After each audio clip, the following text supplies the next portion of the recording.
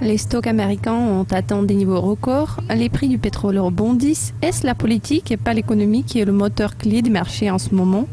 Colin Jasinski vient de me rejoindre par téléphone pour discuter.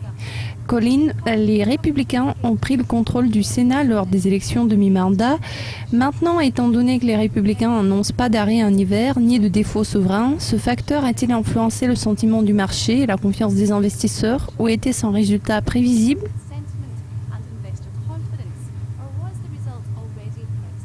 Je pense que dans l'ensemble, l'effet a été clairement positif pour les marchés. Il a certainement contribué à stimuler le dollar américain en cours d'échange mercredi, vu sa réaction initiale. Jeudi, nous l'avons vu commencer à se stabiliser car les résultats de l'élection se sont révélés conformes aux attentes des gens. Alors on peut dire que le rallye qu'on a observé au cours des dernières semaines a déjà absorbé en partie la victoire des républicains. Toutefois, dans l'ensemble, la victoire a été considérée comme une chose bénéfique à la fois pour l'économie et pour les marchés. On estime que les républicains sont plus pro-entreprise que les démocrates et que même si on se retrouve dans une situation d'impasse, à la limite, il serait difficile pour qui que ce soit de faire passer une loi qui soit à l'encontre des intérêts d'entrepreneurs. Ce phénomène est généralement considéré comme favorable et il pourrait jouer en faveur des bénéfices des entreprises et des marchés sur le long terme. D'autre part, le déficit commercial des États-Unis s'est élargi en septembre alors que les exportations ont chuté par rapport à leur niveau record. Certains croient que c'est un présage du ralentissement de la croissance et d'autres le perçoivent comme une indication d'un changement du vecteur au profit de la demande domestique. Mais qu'en pensez-vous ? Nous allons probablement voir un peu de changement en termes de la balance commerciale. Il est important de garder à l'esprit que ces tendances, en particulier la baisse des exportations, sont dues en grande partie à l'énorme rallye du dollar américain au cours des 2 derniers mois. Il a gagné de 8 à 10% contre plusieurs devises en posant les matières premières plus bas. Voilà pourquoi il y a eu un changement tellement important ici.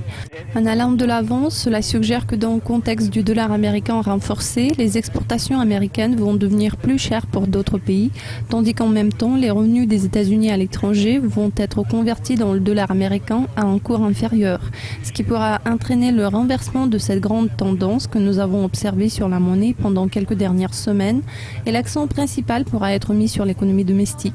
Le dollar a perdu de la vitesse en milieu de semaine en attendant plus d'élan même après les chiffres ADP positifs. À quel genre de chiffres vous attendez-vous et pourrait-il pousser la perte de l'euro-dollar plus bas après la conférence de presse de Mario Draghi ? J'envisage les données de l'emploi non agricole d'environ 230 000, ce qui va ressembler aux chiffres soumis par l'ADP. Les données de l'ADP ont été relativement stables au cours des derniers mois. Les demandes d'allocation chômage ont également été assez stables au cours de cette période. Si nous avons une bonne surprise, par exemple au-dessus de 250 000, les gens pourront l'interpréter comme un facteur encourageant la Fed à relever les taux d'intérêt plus rapidement, ce qui pourrait faire grimper le dollar. Tout résultat se situant entre, disons, 200 000 et 250 000 est censé être durable et ne pas avoir d'impact majeur sur le dollar ou les attentes du grand public. Un chiffre inférieur à 200 000 pourrait suggérer que la Fed ne devrait pas se dépêcher, ce qui pourrait mettre un peu de pression sur le dollar. Colin, c'est toujours un plaisir de discuter avec vous. Merci pour cette interview. Chers spectateurs, pour le moment c'est tout, mais restez avec Dukascopy TV pour suivre tous les mouvements du marché et la sortie des données importantes.